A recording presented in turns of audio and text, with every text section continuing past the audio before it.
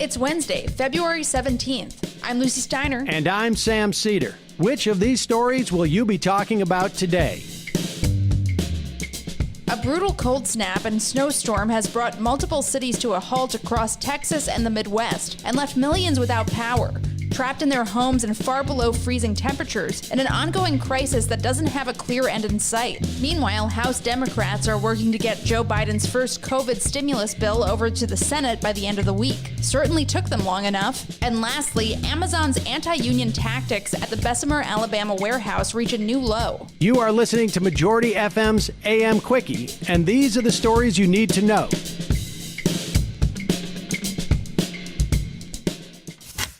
The winter storm catastrophe in Texas has spiraled wildly in the past 48 hours, as abnormally frigid temperatures and the widespread failure of the state's mismanaged power infrastructure have left millions without power and thousands without heat. If you caught the show with Emma Tuesday afternoon, you got most of this, but here's where we're at now. In parts of the Midwest and South that usually don't see freezing temperatures, the thermometer has plunged to the 20s and teens with a sharp wind chill. The weather alone would be a hardship, but thanks to years of neglect and mismanagement by state officials, Texas's power grid has crumbled under the harsh conditions. The Texas Tribune reports that over 2 million people don't have electricity. Part of the problem is that Texas's Power Administration, known as the Electric Reliability Council of Texas, or ERCOT, was completely unprepared for a storm of this size. Texas's energy demands are usually pretty light in the winter, and many of its power plants just aren't built to withstand cold in the way that ones in more northern states are. It's also worth noting that ERCOT is separate from the rest of the U.S.'s interconnected power grid,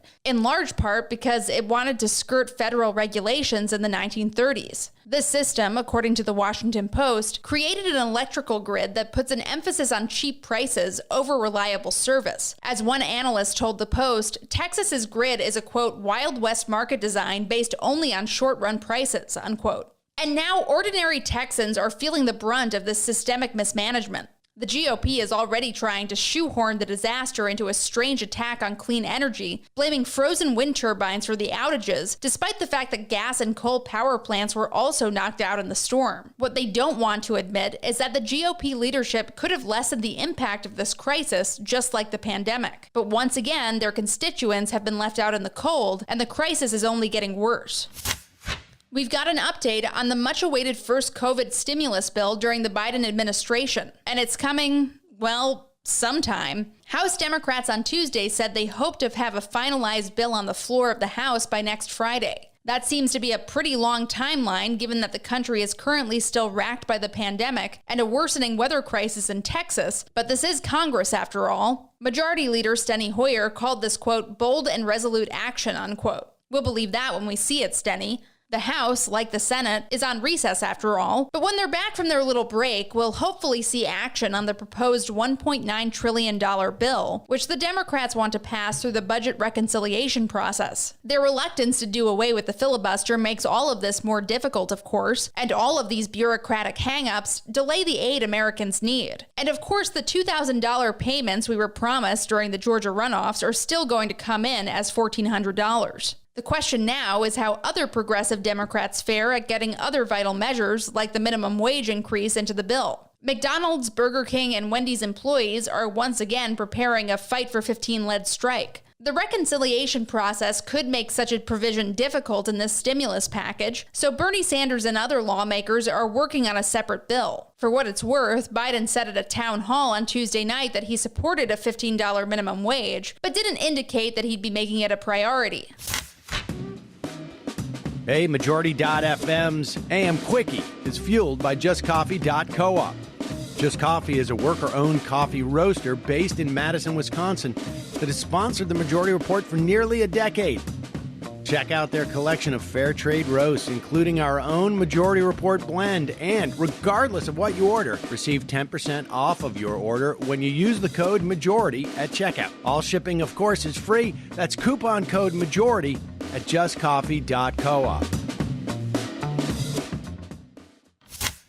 Our last story today is a detail from the ongoing union battle at an Amazon warehouse in Bessemer, Alabama. To catch you up, workers in Bessemer are currently in the middle of an official NLRB election to decide whether or not they'll be represented by the Retail, Wholesale, and Department Store Union. If they succeed, they'll be the first major union shop in Amazon's sprawling empire. But Amazon is putting out all the stops, literally, to prevent that. According to More Perfect Union, Amazon literally asked county officials to change the timing of stoplights outside of the Bessemer warehouse, so union campaigners would have less time to chat with employees waiting at the lights or in parking lines to get into work. Other employees claim that Amazon has been forcing them into anti-union meetings, texting them up to 5 times a day, and posting anti-union messaging in bathrooms. All of that is, sadly, pretty standard stuff. But the traffic lights, that's a new one. Amazon claims that the traffic light charge is a rumor, but More Perfect Union reports that the Jefferson County Roads and Transportation Department was, quote, notified by Amazon of traffic delays last year, when the union campaign was already underway.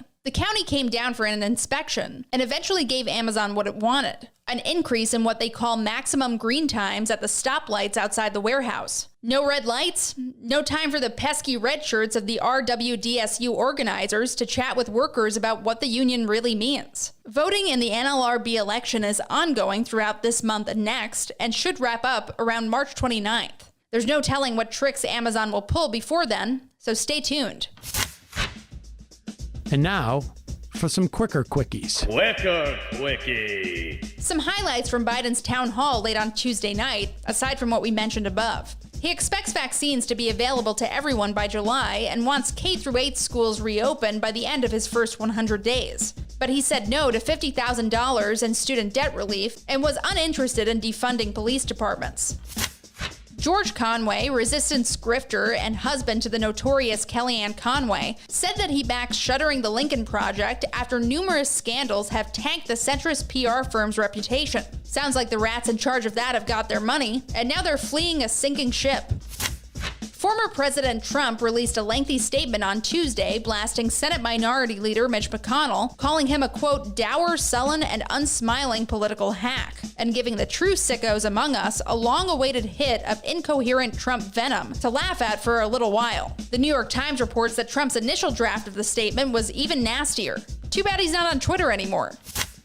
Trump's feud with Mitch McConnell is making other GOP leaders take sides. In an interview with Hannity on Tuesday night, Senator Lindsey Graham said, quote, we don't have a snowball's chance in hell of taking back the majority without Donald Trump, unquote. We can only hope that he's right and that Trump and McConnell keep tearing their own party apart. Quicker quickie. That's it for the Majority Report's AM Quickie today. We've got Emma running the ship for the rest of the week, so she'll be taking over in a few hours.